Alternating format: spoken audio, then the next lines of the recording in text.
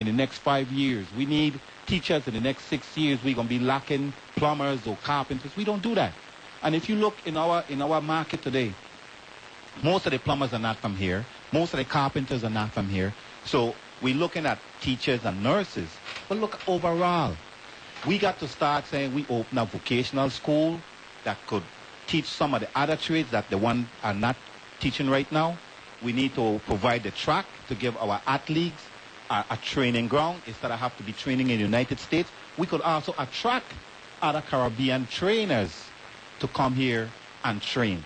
We need an overall plan for the Virgin Islands, and the piecemeal thing is pulling us down. Carla, I'm going to let you on, and then Senator Russell is going to come in. Hold on, Carla, just hold on a second. Senator Russell is here. Morning, Senator. Morning. And morning, Hugh, and morning, Roy. Wow. I listening, and I want to say that it's good to listen. You know, it's interesting that when you listen to what people have to say, it gives you a good perspective. Track and field. I feel very proud of our track and field athletes right now, and I want to give them the highest accommodations and a sense of honor in representing the Virgin Islands, especially for the upcoming Pan Am Games, where the majority of athletes are track and field athletes.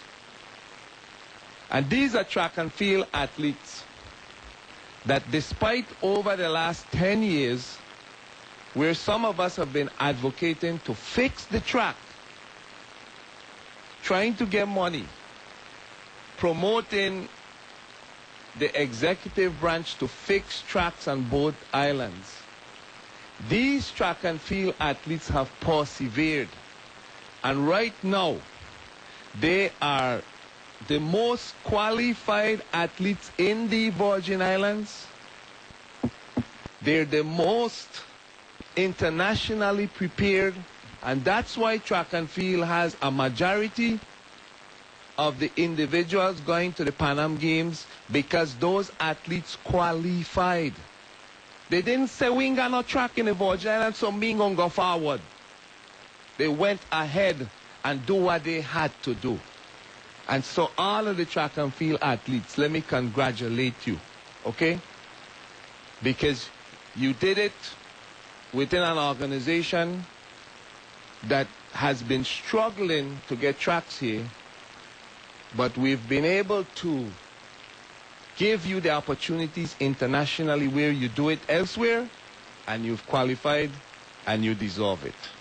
And I feel very proud of them, and I'm hopeful that we as a territory, especially the executive branch, could see that sports, it ain't track and field alone.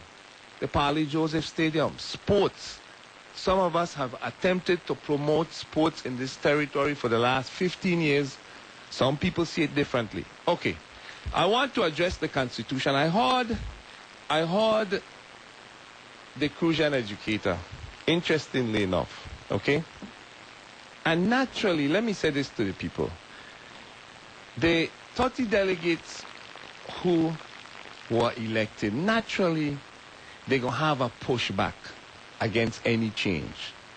Because if you start something and you didn't make it, you should have some kind of pride that you want to finish it. I understand that.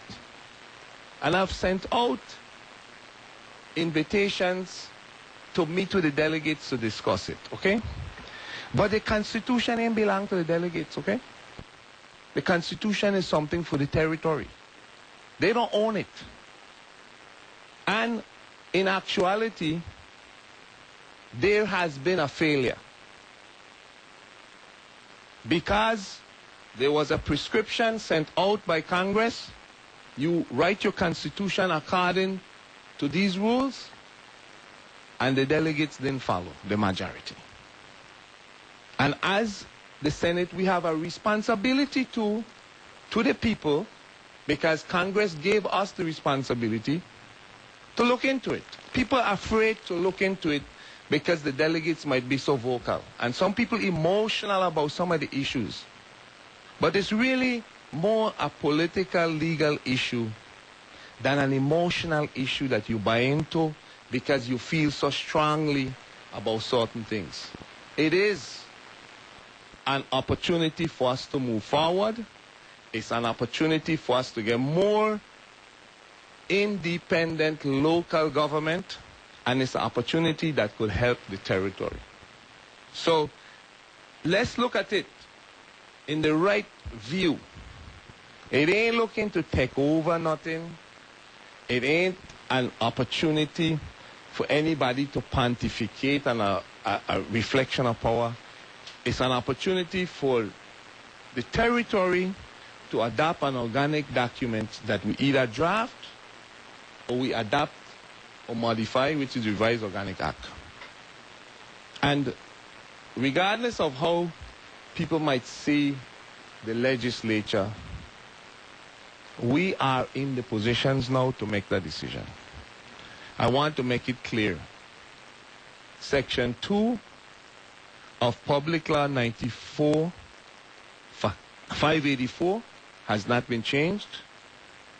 The legislatures of Guam and the Virgin Islands have full responsibility in convening a constitutional convention. Whether it's a reconvene, you want to call it, or convening. And how the delegates are selected, we have the full responsibility. The joint resolution that the crucial educator was talking about did not amend that. It said if the fifth constitutional reconvenes, then you have to follow this structure. The if is there because we as the Virgin Islands legislature has the option to reconvene it or to start a sixth or to just let the process die, okay? And let me say this to you. The reality, people don't want to accept, and I got you here, and I'm going to ask you a question.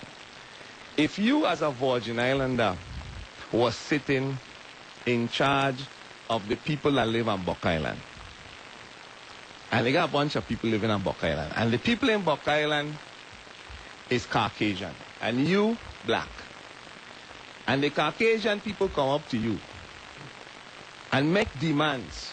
You own them. You own the island, you own the people. But they come into you and say, listen, I can't bring our boat to Buck Island no more because we own Buck Island. And I can't do this, and we got to get this, and we got to, they make demands of you. And you own them. How would you feel if they make demands of you? That's the issue. And I only put that point out to you because we are owned by the United States. We have never had sovereignty. We have always been a colony of some sovereign nation.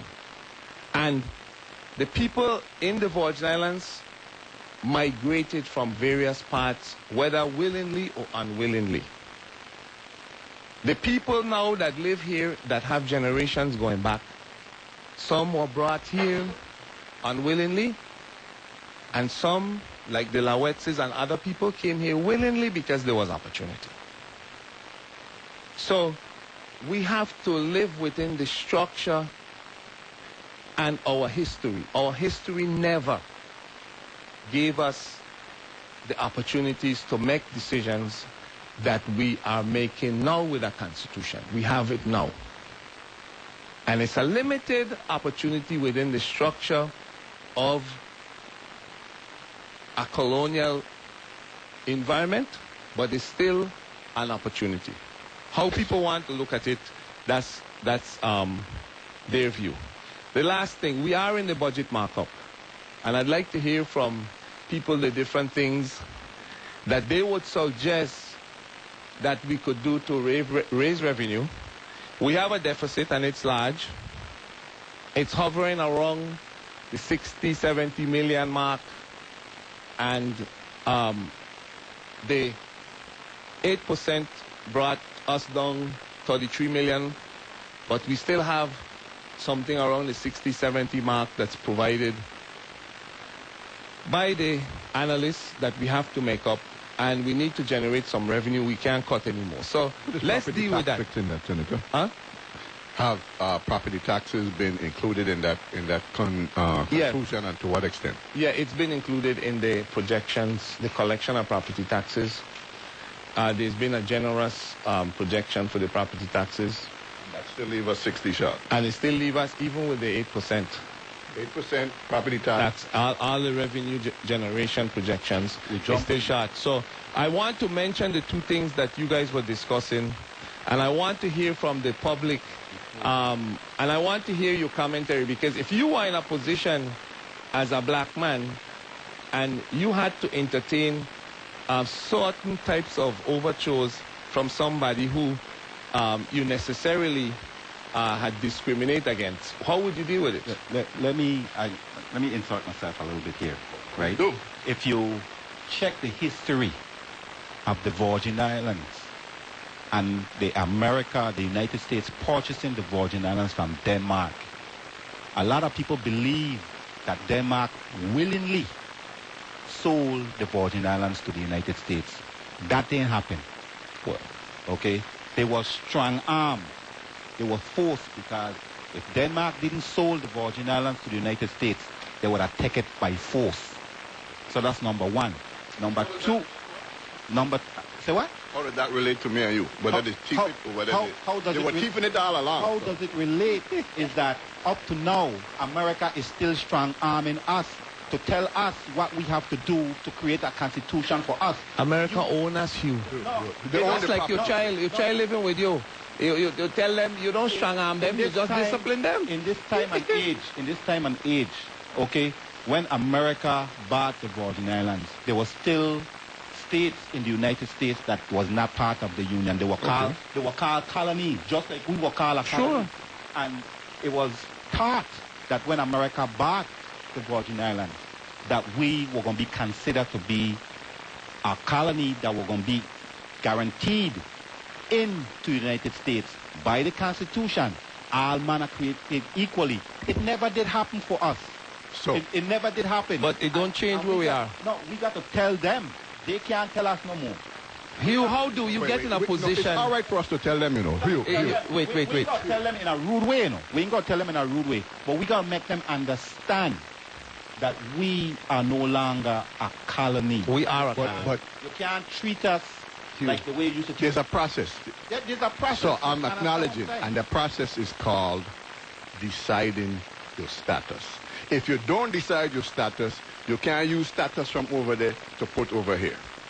In other words, if you are a colony, that's your status, and you do things as a colony. If you're not a colony and you don't want to be a colony, then do that. But that's, you know, we take public law and we overlook the fact that public law says that this is to be done with the existing territory-federal relationship.